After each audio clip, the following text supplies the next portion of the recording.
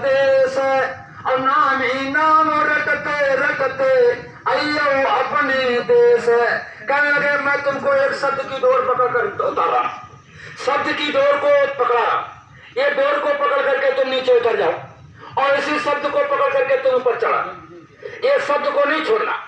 आप प्रेमियों, हम शब्द को पकड़ करके एक स्थान से दूसरे से तीसरे से चौथे ईश्वर लोक में आ गए, यानी काल भगवान के लोक में आ गए। वहां के मालिक ने हमको घंटा और शंख की आवाज पर नीचे उतार दिया। आए आवाज को ही पकड़ करके जाओ, आवाज को ही पकड़ करके जाना है। आने का रास्ता एक है और जाने का रास्ता एक है, दूसरा कोई रास्ता नहीं। जितनी खेपे नीचे उतारी सब ऊपर जा रही, ऊपर सतलोक चली गई, समय पूरा किया, फिर वापस व्रतलोक में नहीं आए। तो काल भगवान ने सोचा कि भाई जितनी खेपे हम नीचे उतार रहे हैं और ये सब की सब जा रहे हैं, और एक दिन तो ऐसा आ जाएगा कि हमारा लोक खाली हो जाएगा और फिर हम किस पर राज करेंगे, इनको रोका जाए। कैसे फांसा गया हमको, आपको कहने लगे इनको रोका जाए। तो आज्ञा मां शक्ति का आह्वान किया, जिसे कहते हैं जगदम्बे मां। किसने? काल निरंजन ने उनको अपनी अर्धांगिनी को माना और उनसे 3 शक्तियों को पैदा किया, ब्रह्मा, विष्णु और शंकर। अब यह आध्यात्मिक चीज है, ये संत महात्मा ही सुनाते बताते हैं कि ब्रह्मा विष्णु शंकर के पिता जो पहला नाम गुरु महाराज बताए वही उनके पिता हैं। अयोध्या मां शक्ति से 3 शक्तियों को पैदा करके और अपनी अर्धांगिनी से कहा कि ले जाओ इनको नीचे, इनको तपस्या में बिठा दो, इनको मेरा भेद पता नहीं चलना चाहिए। स्वयं पिता कह रहे हैं अपने बच्चों के लिए कि मेरा भेद इनको पता नहीं चलना चाहिए। आद्या मां शक्ति लेकर के आई, तपस्या में बिठा दिया और कहने लगे आज तुम ये तपस्या करो। तपस्या में प्रेमियों शंकर फेल हो गए, विष्णु फेल हो गए, ब्रह्मा जी पास हुए थे। और ब्रह्मा जी कितने पास हुए? ब्रह्मा जी को एक ऊपर से आवाज सुनाई दी, दिखाई कुछ नहीं दिया कि हे ब्रह्मा तुम्हारी तपस्या से हम खुश हैं, तुम मांग लो क्या मांगना चाहते हो। तो ब्रह्मा जी ने कहा हजूर अगर हमको देना चाहते हो तो कर्मों का विधान बनाना चाहता हूं। कहने लगे लिख लो। तो उस समय तो कोई कागज पेन तो था नहीं, तो ऐसे कोई कागज तो साथ में था नहीं, तो ऐसे पेड़ पत्तों पर लिखना शुरू कर दिया। ऐसे 1 लाख श्लोक लिखे ब्रह्मा जी ने, 80,000 कर्म कांड के, 16,000 उपासना कांड के, 4,000 ज्ञान कांड के, और उसी में से 4 वेद से शास्त्र बना दिए। अब काशी के विद्वानों को सुना रहे हैं कि ऐसे तुम्हारे वेदों की उत्पत्ति हुई। उसी में से 4 वेद से शास्त्र बना दिए, 18 पुराण बना दिए, अच्छे बुरे 2 कर्म बना दिए, स्वर्ग और नरक बना दिया। अच्छा तुमको समझा दिया गया कि अच्छा करो तो स्वर्ग जाओ और बुरा करो तो नरक जाओ। तुम्हारा जो शब्द का रास्ता था तुमसे छूट गया। तो सतयुग द्वापर और त्रेता बीता और कौन नहीं जानी शब्द की रीता। सतयुग चला गया, त्रेता चला गया, द्वापर चला गया, किसी ने शब्द की महिमा को नहीं समझा। कलयुग में जब महात्मा आए, संत आए, तब उन्होंने ये भेद खोला है। सबसे पहले कबीर साहब आए थे। कबीर साहब ने रास्ता कौन सा खोला?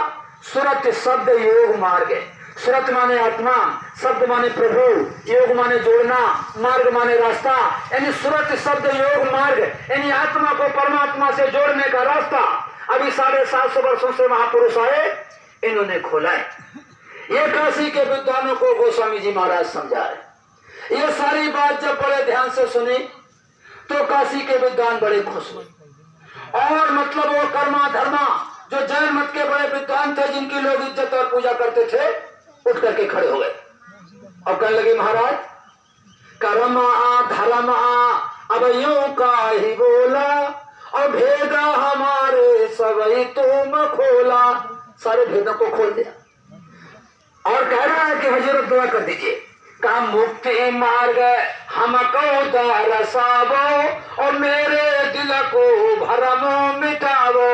वो कर्मा धर्मा माना पंडित बड़े बड़े विद्वान ये सामने मस्तक टेक गए और कह रहे हैं कि हमको मुक्ति का रास्ता बताओ, मुक्ति का रास्ता बताओ। और एक दया कर लेना कि हे स्वामी कृपा कर वैसे और संशय जड़ सा बजाहे विनाशी।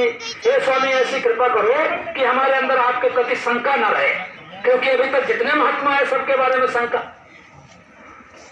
तब वो कर्मा धर्मा कह रहे हैं महाराज मुक्ति का रास्ता हमको बताओ। हम तो समझते थे जीवात्मा स्वर्ग में पहुंच जाए बस मुक्ति हो गई। आप कहते हो जीवात्मा ईश्वर के परे ब्रह्म लोक, ब्रह्म के परे पार ब्रह्म, इसके परे जीवात्मा मानसरोवर स्नान करके हंस रूप होकर के, और जब सचखंड सतलोक जाती है तब जन्म मरण का छुटकारा होता है, तब सच्ची मुक्ति होती है। मैंने तो कभी जाना नहीं। अब हमको आप मुक्ति का रास्ता बताओ। और रास्ता पूछ रहे थे, तब तक दूसरा एक विद्वान था, गोस्वामी जी महाराज कहते थे, जिसका नाम था माना पंडित, जो काशी का माना हुआ था, जिनकी सब लोग इज्जत और पूजा करते थे। वो उठ करके खड़ा हो गया, कहा लगे ठहर जाओ, मेरे समझ में कुछ नहीं आया। और अब तुम्हारे समझ में क्या नहीं आया? तो मालूम क्या कह रहा है काशी का पंडित, वो काशी के विद्वान, कि जो जो तुम है और बात है बखानी, और सो दर्पण सीता रसानी। आपने जो बात हमको बताई दर्पण की तरह प्रत्यक्ष प्रमाण सहित बताई, लेकिन शंका है। बोला कौन सी शंका? कि एको भरम मोरे मानयावा, और ताको स्वामी भाखे सुनावा। कहने लगे एक भ्रम हमारे अंदर हो रहा है। गोस्वामी जी महाराज कह रहे हैं माना पंडित से कि तुम्हारे अंदर कौन सा भ्रम हो रहा है? तो मालूम क्या कहा? कि तीर्थ धाम विरत यारु पूजा, और यामय मोको कछु नहीं सूजा, और नहाई धोई कछु हाथ न आया, और क्या स्वामी सब झूठे बनाया। अपने स्वामी पूछो एक बाता, और तीर्थ गए का छुआओ नहाता। मैं आपसे ये पूछ रहा हूँ कि तीर्थ व्रत करना, जप तप करना, और नहाना धोना, पूजा पाठ करना, मैंने ये सब कुछ किया और मेरे हाथ अभी तक कुछ नहीं आया। ये बड़े बड़े काशी के विद्वान अपनी पोल खोल करके गोस्वामी जी को बता रहे हैं कि आज तक हमारे कुछ नहीं हाथ आया। तो मैं आपसे ये पूछ रहा हूँ कि ये सब झूठा है? ये दुनिया कर रही है, मैं भी कर रहा, क्या ये सब लोग कर रहे हैं? क्या ये झूठा है? और झूठा है तो फिर मुक्ति कैसे मिलेगी? अब गोस्वामी जी सोच रहे हैं कि प्रश्न तो बहुत अच्छा किया, ये दुनिया कर रही है, मैं भी कर रहा हूँ, क्या ये सब झूठा है? अगर सीधी सीधी बात इनको ये बता दिया जाए कि मुक्ति संतों के चरणों की दासी, तब तो ये भड़क जाएंगे, अरे संतों की दासी, और हम विद्वानों के क्या होगा? फिर हम इतने बड़े विद्वान, अब इनको चाहिए प्रमाण। जब तक इनको प्रमाण नहीं मिलेगा तब तक ये होश में आने वाले नहीं।